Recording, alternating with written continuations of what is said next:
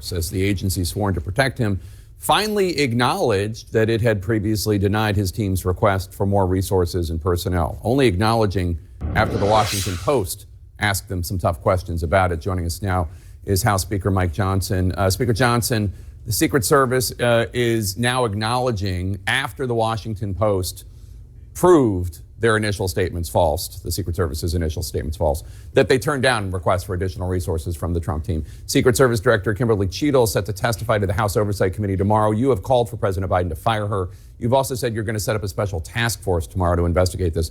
What do you want to know from Director Cheadle, and what can you tell us about the makeup of this task force?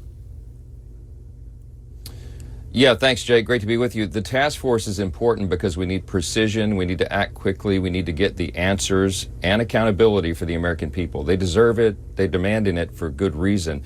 People are concerned. This is unconscionable, what we have seen out of this Secret Service, and this director has shown and proven in her public statements that she is not fit to lead that very important agency. We need the Secret Service to do one simple thing: protect our presidents and former presidents in these cases. That's not happening. And the initial excuses that she has given for the lapses that happened last Saturday are just unbelievable. So we're going to get down to the bottom of it. This will be a bipartisan task force with subpoena authority to strike quickly, get right to the heart of the matter, and get the answers, accountability, make sure this never happens again.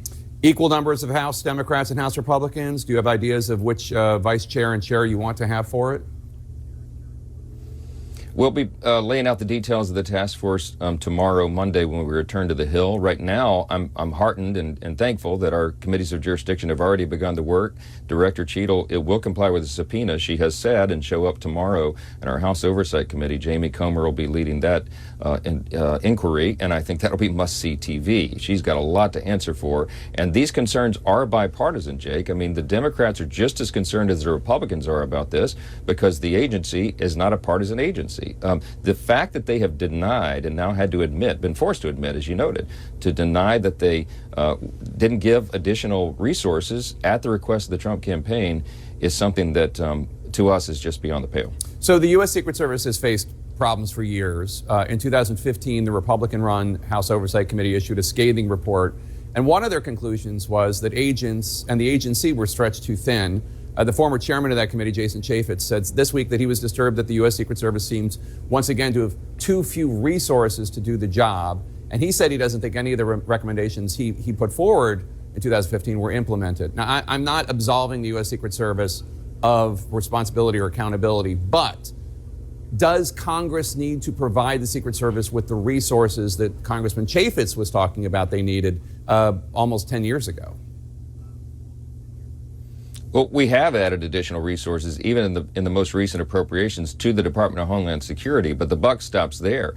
Secretary Mayorkas is in charge of that agency. If he needed to allocate more resources to the Secret Service, then that should have been done. I had him on the phone last Saturday, several hours after the failed assassination attempt on Donald Trump, and I asked him some very basic questions.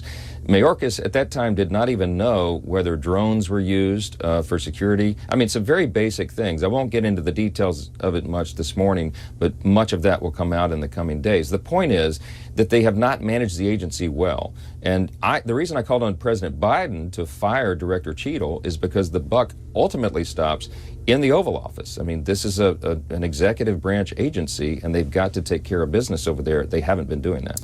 A number of members of the Republican conference have been attacking the Secret Service on gender reasons, blaming the, quote, woke DEI policies for the hiring not just of a female director, but of female Secret Service agents. The Secret Service has called these attacks disparaging and disgusting, saying, quote, it's an insult to the women of our agency to imply that they are unqualified based on gender. I should note some of the loudest defenders of the female Secret Service agents are the members of the Trump family and even the Trump campaign.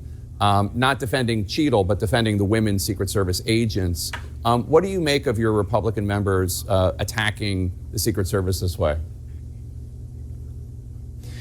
I think the response that you've seen was to a video that has been circulated and widely circulated on the internet and elsewhere, where Director Cheadle said her top priority would be to diversify the workforce in Secret Service. No, ma'am, that is not your top priority. We want the most capable officers, regardless of gender.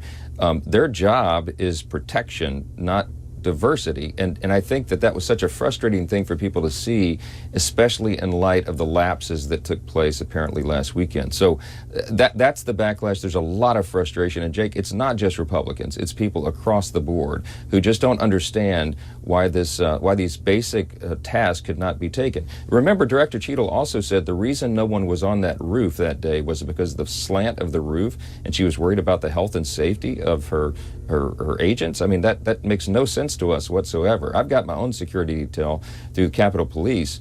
Those guys would go on a roof that was a 90-degree angle. You know, I don't understand what her responses are initially. They don't make sense to people, and she has a lot to answer for.